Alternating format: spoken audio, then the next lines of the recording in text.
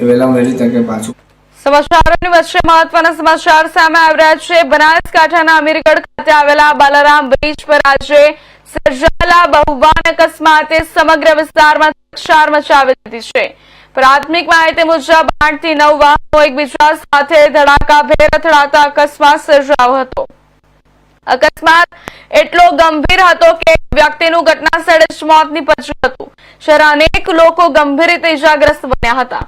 ઇજાગ્રસ્તોને તાત્કાલિક સારવાર માટે નજીકની હોસ્પિટલમાં ખસેડવામાં આવ્યા છે। ઘટનાની જાણ થતાં અમીરગઢ પોલીસ, NHAIની ટીમ અને રાહત બચાવ દળો તાત્કાલિક સ્થળ પર પહોંચી ગયા હતા અને બચાવ કામગીરી હાથ ધરી હતી।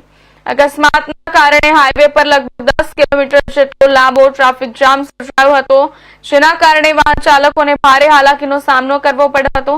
પોલીસે ટ્રાફિક વ્યવસ્થા પુનઃસ્થાપિત કરવા માટે કામગીરી હાથ ધરી છે અને અકસ્માતના કારણોની તપાસ શરૂ કરી છે।